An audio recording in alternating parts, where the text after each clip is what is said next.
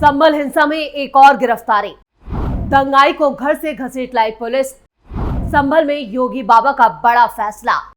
DM Rajendra Pensiya का दनादन action. Mafia अगर सिर उठाने का दुस्साहस करेगा तो उसको मिट्टी में मिलाने का काम भी सरकार करेगी।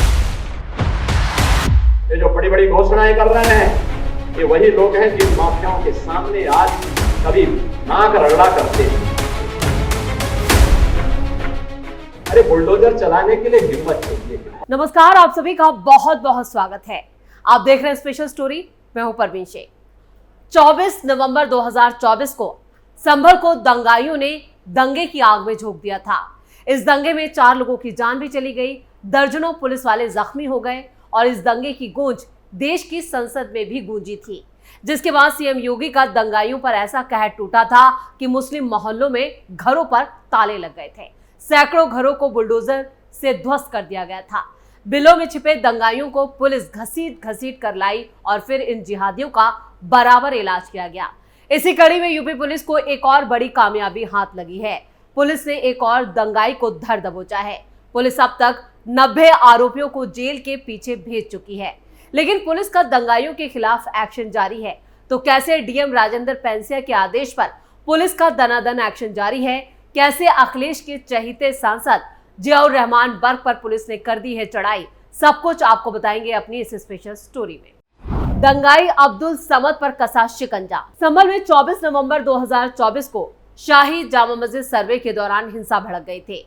इस मामले में पुलिस अब तक 89 लोगों को गिरफ्तार कर चुकी है। घटना के करीब 7 महीने बाद पुलिस ने हिंसा में 90वें आरोपी को गिरफ्तार किया है, यानी ये 90वीं गिरफ्तारी है। हालांकि इस गिरफ्तारी को लेकर कई तरह के सवाल भी खड़े हो रहे हैं। खबरों के मुताबिक संभल हिंसा के बाद से आरोपी फरार चल रहा था और ये अकेला नहीं है, कई ऐसे आरोपी हैं जो अब तक पुलिस के शिकंजे से बाहर हैं। इस मामले में कुल 90 गिरफ्तारियां हो चुकी हैं। पुलिस ने आरोपी की पहचान अब्दुल समद के रूप में की है। आरोपी अब्दुल समद पर संभल हिंसा के दौरान पत्थरबाजी और आगजनी करने का आरोप है।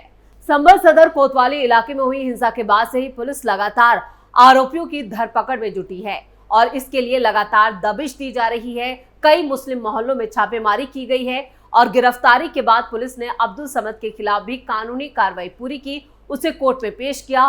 कोर्ट के आदेश पर ही आरोपी को अब जेल भेज दिया गया है, यानी जेल में अब तक 90 आरोपी जा चुके हैं।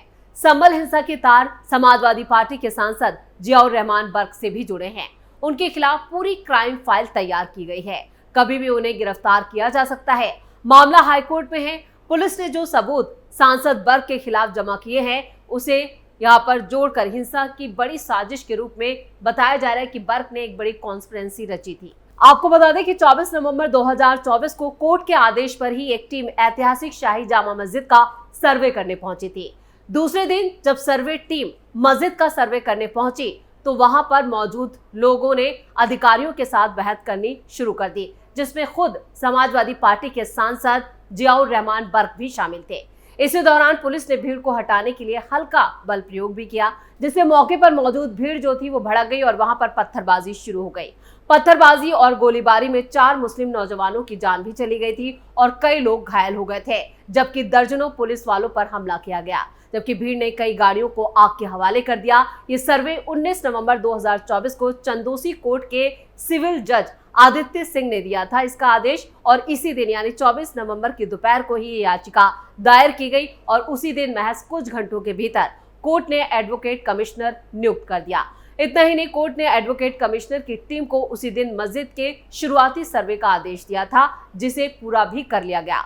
कोर्ट ने आदेश दिया था कि सर्वे की रिपोर्ट को 29 नवंबर तक कोर्ट में दाखिल भी किया जाए।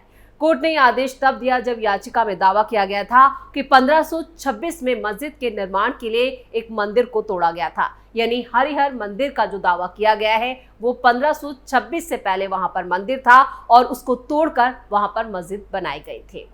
संरक्षित स्थल है शाही जामा मस्जिद। इंडियन एक्सप्रेस में एक छपी रिपोर्ट के मुताबिक चंदोसी की शाही जामा मस्जिद एक संरक्षित स्मारक बताई गई है। इसे प्राचीन स्मारक संरक्षण अधिनियम 1904 की धारा 3 और उप धारा 3 के तहत 22 दिसंबर 1920 को अधिसूचित किया गया था। इसे राष्ट्रीय महत्व का स्मारक घोषित कर दिया गया और ये ASI यानी भारतीय पुरातत्व सर्वेक्षण आगरा सर्कल मुरादाबाद डिवीजन की वेबसाइट पर केंद्रीय रूप से संरक्षित स्मारकों की लिस्ट में शामिल कर दी गई। वैसे इस मस्जिद के साथ ही हरिहर मंदिर भी इसे माना जाता है और इसको लेकर कई सबूत भी पेश किए गए। जब लगातार उसके बाद खुदाई हुई तब यहाँ पर कई सबूत जो थे वो सामने आए थे और इसको लेकर ये मामला कोर्ट तक पहुंचा। फिलहाल ये मामला हाई कोर्ट में लंबित है।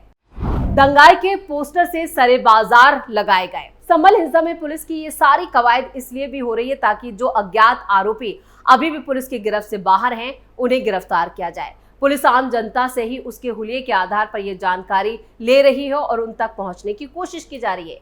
यूपी के संभल जिले में नवंबर महीने में हुई हिंसा के मामले में पुलिस अब तक एक अज्ञात आरोपी के पकड़ने के लिए नए सिरे से एक बड़े प्लान पर काम कर रही है और इसके तहत एक्शन भी लिया जा रहा है। संभल की पुलिस ने एक हिंसा के आरोपी का पोस्टर छपवाकर न सिर्फ संभल जिले में बल्कि आसपास के जिलों में भी इसे चस्पा कर दिया है। साथ ही इस अज्ञात आरोपी की जानकारी देने वाले का नाम भी यहाँ पर गोपनीय रखा गया है और जानकारी देने पर इनाम का ऐलान किया गया है। संभल पुलिस को हिंसा से जुड़े सीसीटीवी फुटेज में एक ऐसा शख्स नजर आ रहा है जो सफेद कुर्ते पाजामे में है, दाढ़ी रखता है, लेकिन ये कौन है ये अभी तक नहीं पता है। इस अज्ञात शख्स पर आरोप है कि इसने सर्वे के दौरान भीड़ को इकट्ठा करने का काम किया था। संभल पुलिस इस अज्ञात आरोपी का हुलिया तो जानती है, लेकिन ये कौन है, किसकी शह पर काम कर रहा था, घटना के बाद कहां भाग गया, ये नहीं पता है। पुलिस ये सारी कवायद इसलिए भी कर रही है ताकि जो अज्ञात आरोपी अभी भी पुलिस की गिरफ्त से बाहर है उसे गिरफ्तार किया जाए। पुलिस आम जनता से उसके हुलिये के आधार पर ही जानकारी इकट्ठा कर रही है और संभल पुलिस को ऐसी जानकारी मिली है कि यह आरोपी ऐसा है जो संभल छोड़कर आसपास के जिलों में छिपा बैठा है। ऐसे में आरोपियों के खिलाफ संभल पुलिस कुर्की की कार्रवाई भी जल्द अमल में लाने की तैयारी में है। साथ ही आरोपियों के बारे में जानकारी जुटाकर जगह जगह दबिश दी जा रही है। पिछले साल संभल में जो हिंसा हुई उसमें अब तक 90 लोगों की गिरफ्तारी हो चुकी है। संभल की जामा मस्जिद में कोर्ट के आदेश पर हुए सर्वे के दूसरे चरण के दौरान ही यहाँ पर भारी भीड़ इकट्ठा हुई और जमकर आगजनी की गई, हंगामा हुआ और इसी हंगामे में 4 लड़कों की जान भी चली गई। इस हिंसा को लेकर संभल पुलिस ने कुल 12 से ज्यादा मुकदमे दर्ज किए, जिनमें 11 मुकदमे संभल में हैं और एक मामला मुरादाबाद में भी दर्ज है। संभल पुलिस अधीक्षक कृष्ण कुमार बिश्नोई के मुताबिक अब तक 11 मामलों में चार्जशीट भी दायर की जा चुकी है। बचे हुए एक मुकदमे में जल्द ही कोर्ट में चार्जशीट दायर की जाएगी। संभल हिंसा को लेकर अब तक 90 आरोपी जो हैं वो पुलिस की गिरफ्त में आ चुके हैं। हालांकि 90 गिरफ्तारियों के बावजूद अभी भी कुल 65 ऐसे आरोपी हैं जो गिरफ्तार नहीं किए जा सके हैं, जिनमें से सबसे बड़ा जो क्लू पुलिस के हाथ लगा है वो ये है कि जो सीसीटीवी फुटेज में कुर्ते पजामे में दाढ़ी वाला शख्स नजर आ रहा है उसको लेकर जो पूरा एक एक्शन प्लान है वो डीएम राजेंद्र पेंसिया ने तैयार किया है, जिसको लेकर जो 29 जिले हैं वेस्टर्न यूपी के खासतौर से वहां पर दबिश दी जा रही है और संभल के जो मुस्लिम इलाके हैं वहां भी लगातार छापेमारी का काम फिर से शुरू हो गया है। और इसी कड़ी में रविवार को भी पुलिस एक एक घर में पहुंची, दबिश दी और उनसे जानकारियां इकट्ठा की गई और इसी कवायद के बीच में ही अब्दुल समद की भी गिरफ्तारी हुई है। लेकिन अब्दुल समद को कोर्ट में पेश कर दिया गया और उसके बाद उसे जेल में भेज दिया गया है। लेकिन अब्दुल समद की गिरफ्तारी को लेकर समाजवादी पार्टी के सांसद जियाउर रहमान बख्श ने फिर से सवाल खड़े कर दिए हैं। उन्होंने इस गिरफ्तारी को गैर कानूनी करार दिया। उन्होंने कहा कि पुलिस के पास कोई भी सबूत नहीं है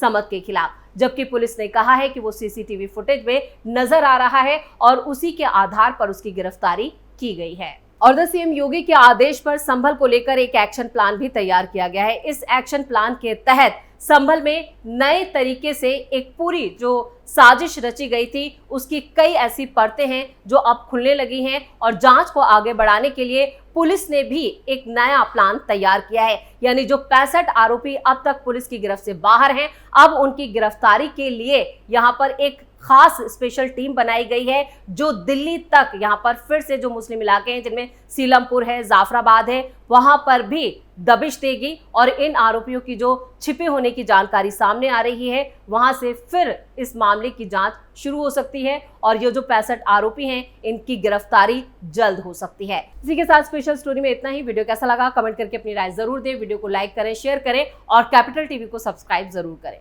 धन्यवाद।